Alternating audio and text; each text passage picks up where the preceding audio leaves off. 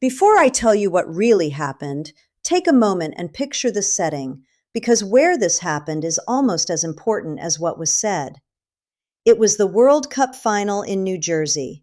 The stadium was filled to capacity with fans who had paid a fortune to be there, while hundreds of millions more watched from all around the world.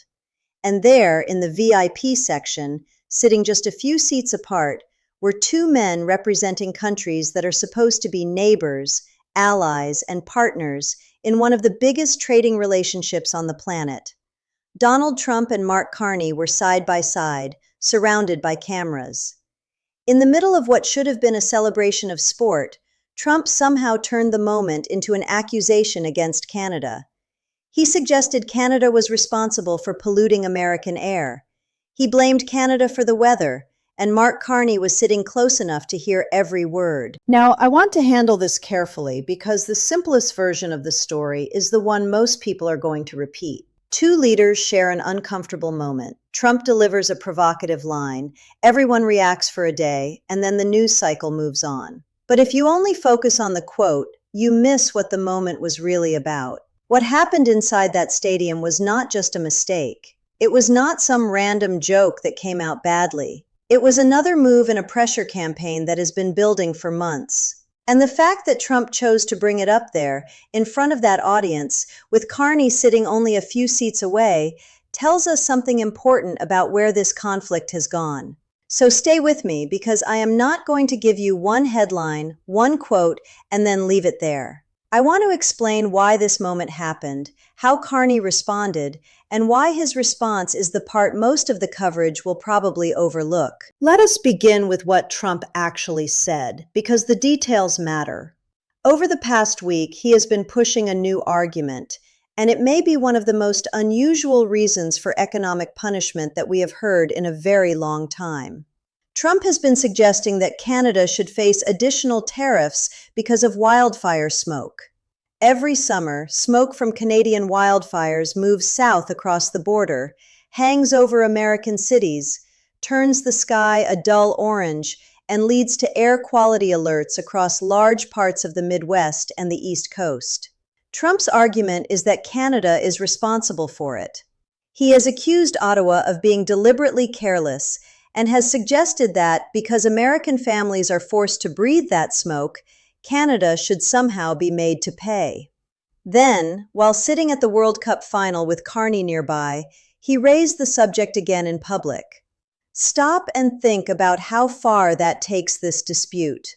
We are not talking about lumber limits anymore. We are not discussing access to the dairy market, steel exports, or the rules that determine where automobile parts are produced. Those are the kinds of complicated trade disagreements lawyers and officials debate for years before resolving them quietly in meeting rooms the public never sees. This is different. Now the argument is about the weather. Smoke created by wildfires, something no government can fully prevent or control, is being treated like another item in a trade dispute. And once the justification for economic pressure becomes the air moving across the border, you have to ask a serious question. What does that say about the strength of all the arguments that came before it? Here is how I see it, and I want to put it as clearly as possible. When a pressure campaign starts searching for reasons like this, it usually does not mean the campaign is getting stronger. More often, it means the strongest arguments have already been used. Look at how the sequence developed. At first, tariffs were defended by pointing to trade imbalances. After that came national security arguments stretched far enough to include products like steel and aluminum. Then the United States refused to give the Continental Trade Agreement a clean extension, leaving the entire framework uncertain. And now, after the usual forms of pressure have already been applied, and Canada still has not surrendered in the way the strategy expected, the argument has reached the point of wildfire smoke. That is not the behavior of someone escalating from a position of strength. It looks more like a search for fresh leverage because the old leverage has stopped producing the desired result. But you do not have to rely only on my interpretation of the atmosphere in that stadium. To understand the full meaning of the moment, you have to understand the man who was sitting beside Trump. Mark Carney is not someone who is easily shaken. And that is not political messaging. His career proves it.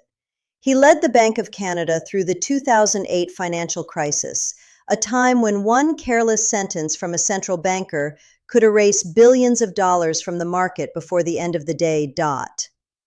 Then Carney went on to do something almost nobody else in the world had ever done. He crossed the Atlantic and became governor of the Bank of England, the first person from outside Britain ever chosen for that position. And he led the institution through the turmoil of Brexit, which was not some simple political disagreement with a clear solution. It was a slow-moving institutional shock with no established playbook for how to manage it. So when someone tries to provoke him during a soccer match, they are not dealing with an inexperienced politician who is likely to react emotionally in front of the cameras. They are dealing with a man whose entire career has depended on remaining composed while everyone else in the room starts to panic. That is exactly why the setting mattered. A public provocation only succeeds when the person being targeted responds to it. If Carney had rolled his eyes, fired back with an angry comment, or looked irritated, defensive, or unsettled, that reaction would have become the clip everyone watched. That would have been the headline. Two leaders arguing at the World Cup, with Canada suddenly forced to defend itself against a ridiculous accusation on the biggest stage in sports. In that sense, the comment was a trap, and Carney has spent his entire professional life learning how to recognize traps and avoid walking into them. So what did he actually do? This is where the story becomes much more interesting, and it is also the part most coverage will probably miss. Carney's real response to the threat of tariffs over wildfire smoke did not happen inside the stadium. It did not come through an angry exchange, a sharp comeback, or a viral quote. His response had already begun long before the threat was made, through a series of moves Canada had been quietly putting in place for months. The reason he could sit there without reacting while Trump blamed Canada for the weather was simple. He already understood something that the accusation could not change. The counter-strategy was already in motion. Let me explain, because this is the thread connecting the entire story. For decades, nearly every threat aimed at Canada has depended on one basic assumption. That assumption is dependence. The belief is that Canada needs the United States far more than the United States needs Canada. And if Washington applies enough pressure for a long enough period, the smaller economy will eventually calculate the cost and decide that resistance is not worth it. That belief sits underneath everything: the tariffs, the uncertainty around the trade agreement, and even the argument about wildfire smoke. Every one of those tactics only works if Canada truly has no other options. And that is exactly the assumption Carney has been working to weaken, step by step, in ways that rarely generate dramatic headlines, but slowly change the economic reality underneath the dispute. Consider what Canada has been doing with energy. A pipeline project on the West Coast is moving ahead with investment in British Columbia, designed to carry Canadian oil toward overseas buyers instead of relying entirely on routes through the United States. That is not just a political symbol or a temporary gesture. It is physical infrastructure, the kind that takes years to complete but can shape trade for decades. Every barrel of Canadian oil sold to a buyer outside the United States slightly reduces the dependence that this pressure strategy is built upon. Then look at Canada's broader push to diversify trade. The entire purpose of the pressure campaign was to convince Canada that it had no realistic choice except to accept American conditions. But newer trade patterns continue to show Canadian exports reaching other destinations, including Europe, Asia, and countries that are becoming increasingly interested in dealing with a stable, resource-rich nation that respects predictable rules. The United States is still, by an enormous distance, Canada's most important customer, and nobody should pretend that relationship can be replaced overnight. It cannot. But what matters is the direction in which things are moving, and that direction has started to change. Now look at the defense and financial side, because this is where Carney's way of thinking becomes even clearer. He focuses on systems and institutions, not just headlines and sound bites. Canada worked with a group of allied countries to establish a new multilateral financial institution intended to support defense funding across the alliance.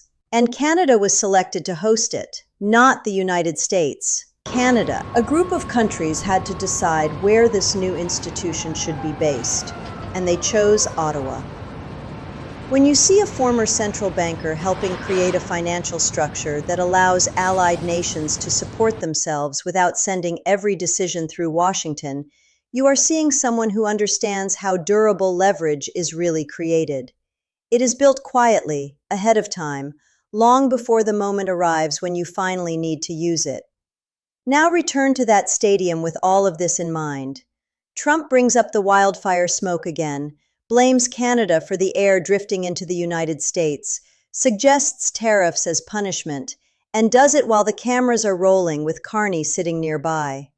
Carney refuses to react because, from his perspective, the threat is almost secondary. What would such a tariff even look like? How do you punish another country economically for the weather? What law would support it?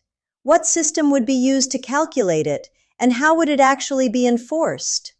The wildfire smoke threat exposes a weakness that earlier arguments did not reveal quite so clearly. It falls apart the moment anyone begins asking serious questions. There is no straightforward bill for smoke. There is no recognized trade rule that allows a government to place a price on haze carried across a border by the wind. Everyone involved in serious policy discussions understands that, which is why the threat sounds less like a workable proposal and more like someone reaching for the final argument still available. But I want to be fair, because I am not interested in pretending that everything one side does is foolish, while everything the other side does is brilliant. There is a legitimate concern buried inside the complaint about wildfire smoke, and it should be acknowledged honestly. Smoke crossing the border affects millions of Americans. The air quality warnings are real, and so are the health consequences. Forest management, fire prevention, and emergency response are all serious policy issues that Canada and the United States should be discussing. These are neighboring countries that share the same continent and breathe the same air. If Trump had presented this as a need for cooperation, shared planning, and joint resources to fight wildfires, it would have been a reasonable proposal, and probably one both countries could support. But that was not the way he presented it. He described it as negligence. He framed it as Canada's fault, and suggested Canada owed compensation for the damage, turning it into a reason for economic punishment. That changes the entire conversation. A shared environmental problem becomes a political weapon. The moment tariffs enter the discussion, the subject is no longer simply clean air. It becomes leverage. And that is the clearest sign of what the conversation is actually about. What I find most revealing about the World Cup incident is the place Trump chose to raise it. He did not introduce the issue during formal trade negotiations. He did not send it through the trade office, put it in an official letter, or use the diplomatic channels designed for disputes like this. He raised it at a soccer match in front of cameras, with the Canadian Prime Minister sitting close by. That choice tells us the objective was not really to move policy forward. The objective was to create a moment. It was about the image of Trump increasing the pressure while Canada sat there and absorbed it. The scene was staged for the largest audience possible, designed to make Canada appear trapped in a situation where responding too aggressively would make its leader look petty or emotional. That is exactly why Carney's calm reaction was the strongest response available to him. In fact, it may have been the only response that could deny Trump what he wanted. Political theater only works when the other person agrees to play the role written for them. Carney refused. He did not provide footage of a shaken Canadian leader. He did not allow an international sporting event to turn into the stage for a loud argument between two governments. Instead, he allowed the accusation to remain in the open, where anyone looking at it carefully could recognize how thin it was. Sometimes the most powerful response in a room surrounded by cameras is refusing to give those cameras the reaction they are waiting for. But we need to widen the frame, because this moment did not happen in isolation. It sits on top of a much larger conflict. The Continental Trade Agreement that replaced the old NAFTA system is now in an unstable position. The United States chose not to extend it smoothly, pushing all sides toward another difficult round of bilateral negotiations. Officials are already suggesting those talks could continue for a long time. That is the real battlefield. The tariffs, the official letters, the threats involving figures as high as 35%, and even the argument about wildfire smoke are all forms of pressure being applied, while the larger trade negotiations continue quietly in the background. Every public provocation is an attempt to influence the atmosphere surrounding those talks. The goal is to make Canada feel as though it is losing, isolated, and fortunate to receive any settlement Washington offers. That is why understanding the wildfire incident correctly matters, whether you live in Canada or are simply watching what direction North America takes next. The story people hear about these moments influences how they understand the balance of power.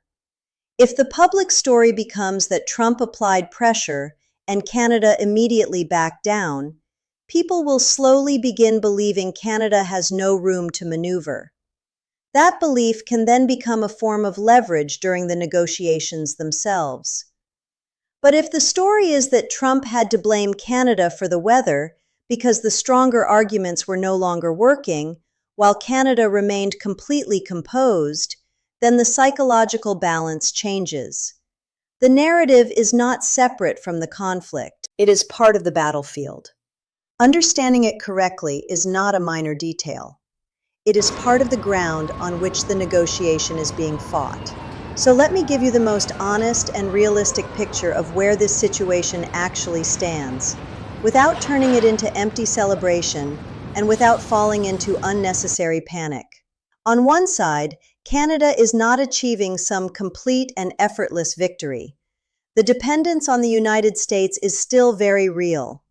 America remains by far the largest destination for Canadian exports.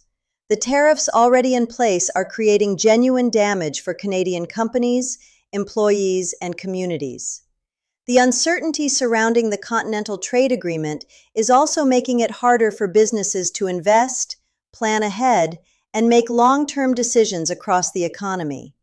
Anyone claiming that this fight is simple, painless, or already won is not being honest with you. This is not a clean victory. It is a difficult, exhausting struggle that will take time. But there is another side to the story, and it is exactly the part that the dramatic moment inside the stadium was designed to make people forget. The foundation beneath Canada is stronger than this pressure campaign wants Canadians to believe. A nation with major energy reserves, critical minerals, food, fresh water, a highly educated workforce, and stable institutions is not a nation without leverage. It has options, even if those options take longer to develop and use. Building pipelines, creating new financial institutions, and opening alternative trade routes are slow and complicated projects. They are not glamorous. They do not produce a dramatic quote or a viral clip within a single afternoon. Trump's approach is designed for the immediate news cycle. Carney's approach is designed for the next 10 years. And when one side is thinking in days while the other is thinking in decades, remaining calm is not the same as being weak. The calm itself becomes part of the strategy.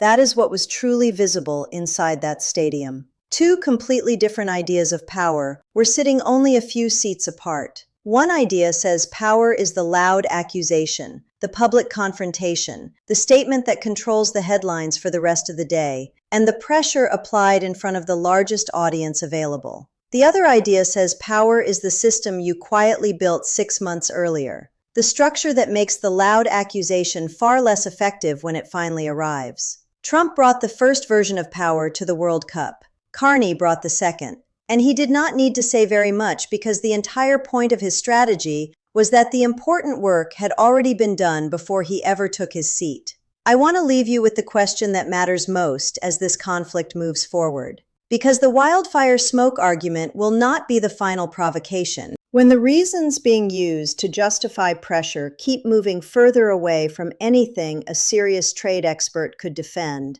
when the argument travels from lumber to steel, then to national security, and finally to the weather itself, what happens when those reasons are exhausted too?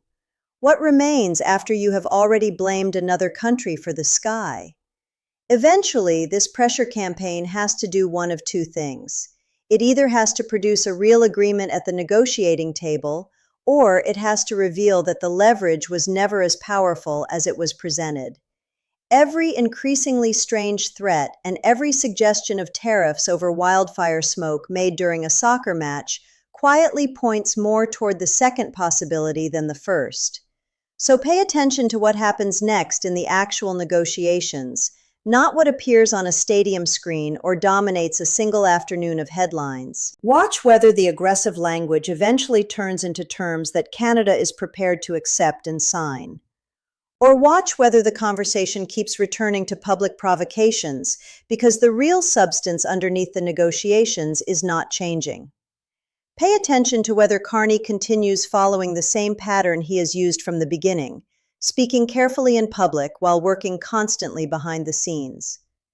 That pattern has been one of the clearest signals throughout this entire dispute. The soundbite is the distraction. The structure underneath it is the real story. If this breakdown helped you understand the larger meaning behind that moment, let me know in the comments what you believe Carney's actual strategy is as Canada enters these negotiations. I read the comments, and some of the most thoughtful observations on this channel come directly from you. Subscribe to Laura Hayes' Point so you do not miss the next breakdown, because this story is far from finished. I will keep examining the decisions and strategies that most coverage ignores once the headline and soundbite have passed. Trump blamed Canada for the weather during a soccer match while Carney was sitting right there. But the most important part of that moment was not the accusation itself. It was the fact that Canada's response had already been prepared quietly months before the accusation was ever made.